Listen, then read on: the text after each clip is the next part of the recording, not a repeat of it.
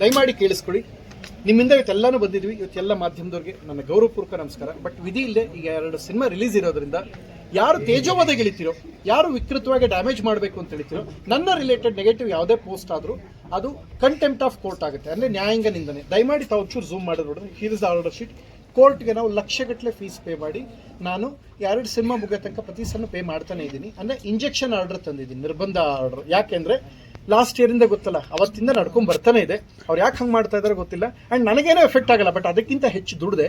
ಆದರೆ ಸಮಸ್ಯೆ ಏನಂದರೆ ಸಿನಿಮಾಗಳಿಗೆ ಬಿಸ್ನೆಸ್ಗೆ ಎಫೆಕ್ಟ್ ಆಗಬಾರ್ದು. ಆ ಕಾರಣಕ್ಕೆ ಲಕ್ಷಗಟ್ಟಲೆ ಹಾಕಿ ಹೈಕೋರ್ಟಿಂದ ಆರ್ಡರ್ ತಂದಿದ್ದು ನೋಡಿ. Here is the order sheet.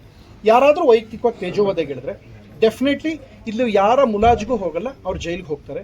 ಇಲ್ಲಾಂದರೆ ನಾನು ಅವ್ರ ಹತ್ರನೇ ದುಡ್ಡು ವಸೂಲು ಮಾಡ್ಕೊಳ್ಳೋ ಪ್ರಯತ್ನ ಮಾಡ್ತೀನಿ. ಯಾಕಂದ್ರೆ ನೀವು ನನ್ನ ಹೆಸರಲ್ಲಿ ತುಂಬ ಅಶ್ಲೀಲವಾಗಿ ಹಾಕಿ ದುಡ್ಡು ಮಾಡ್ಬೋದು ಅಂತ ಹೇಳಿದ್ರೆ, ಅಥವಾ ನನಗೆ ಟ್ರಾಲ್ ಮಾಡಿ ತೀರಾ ಕೆಟ್ಟದಾಗಿ ಮಾಡಿ ಬೇರೆ ಇನ್ನೂ ವಿಡಿಯೋ ಸೇರ್ಸ್ ಮಾಡ್ಬೋದು ಅಂದರೆ ನಿಮ್ಮನ್ನ ನ್ಯಾಯಾಲಯದಲ್ಲಿ ಸಿಲಿಸಿ ನಾನೇ ನಿಮ್ಮಂತ ದುಡ್ಡು ವಸೂಲು ಮಾಡಬಾರ್ದು. ಆ ಪ್ರಯತ್ನ ನಾನು ಮಾಡ್ತಾ ಇದ್ದೀನಿ.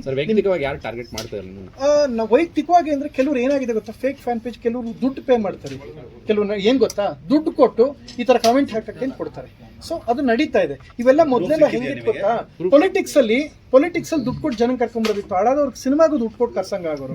ಈಗ ಕೂಗ್ಸಕ್ಕೆ, ಫೇಸ್ಬುಕ್ ಕಾಮೆಂಟ್ ಹಾಕ್ಸಕ್ಕೆ, ಪೇಯ್ಡ್ ಕಾಮೆಂಟ್ ಹಾಕಕ್ಕೆ ಮಾಡ್ತಾರೆ. ಸೊ ಇದರಿಂದ ನನಗೆ ಏನೂ ಆಗಲ್ಲ. ಇನ್ಫ್ಯಾಕ್ಟ್ ನನ್ನ ಪ್ರೊಫೈಲ್ ಇನ್ನೂ ಬಿಲ್ಡ್ ಆಗ್ತಾ ಹೋಗುತ್ತೆ. ಅಂದರೆ ಅಷ್ಟೆಲ್ಲ ಹೇಳಿದ್ರು ನೋಡಿ, ಅಮೆರಿಕ ಅಕ್ಕ ಸಮ್ಮೇಳನಾಗ ಹೋಗಿ ಬಂದೆ, ಏನು ಎಫೆಕ್ಟ್ ಆಯಿತು?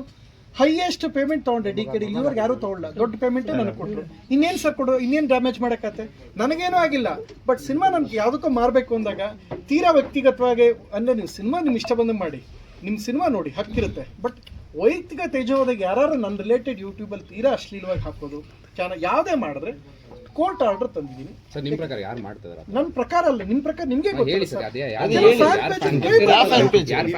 ಸರ್ ಹಂಗಲ್ಲ. ಕೇವಿಟ್ ತಂದಿದ್ದೀರಾ ಅಂದ್ರೆ ಯಾರ ಮೇಲಾದ್ರೂ ಕೇವಿಟ್ ಅಲ್ಲ, ಇದು injection. Caveat for cinema safety. ಅಲ್ಲ, ನೀವು ಪ್ರೂಫ್ ಇಲ್ಲದೆ ತರಕಾಗಲ್ಲ. ಹೌದು, ಪ್ರೂಫ್ ಇದೆ ಅಂದ್ಮೇಲೆ ನಮಗೆ ಕನಿಷ್ಠ ಒಂದು ಇನ್ನೂ ಅದನ್ನ ನಾನು ತೋರಿಸಿದ್ರೆ ನೀವು ಕೇಳೋದಕ್ಕೆ ಅವ್ರು ಕೇಳೋದು ತುಂಬಾ ಒಳ್ಳೆ ಕ್ವಶನ್. ಓಕೆ, ಒಂದು ನಿಮಿಷ, ನಿಮ್ಮ ಮಾತು ನ್ಯಾಯ ಇದೆ. ಒಂದು ಮಾತು, ಪ್ರೂಫ್ ಇಲ್ಲದೆ ಹಾಕ. ಈ ಪ್ರೂಫ್ ನಾನೀಗ ಅಟ್ಲೀಸ್ಟ್ ಟೆಲಿಕಾಸ್ಟ್ ಮಾಡಿ ನೀವೆಲ್ಲಿ ನೋಡೋಕ್ಕಾಗುತ್ತೆ ಸರ್? ನೀವೆಲ್ಲ ಹಾಕಕ್ಕಾಗುತ್ತೆ? ಚಾನಲ್ ತೀವ್ರ ಮುಜುಗರ ಆಗುತ್ತೆ ನಿಮ್ಮ ಚಾನಲ್ಗೆ. ಅಷ್ಟು ವಿಕೃತವಾಗಿ ಎಡಿಟ್ ಮಾಡ್ಬಿಟ್ಟವ್ರೆ. ಒಂದು.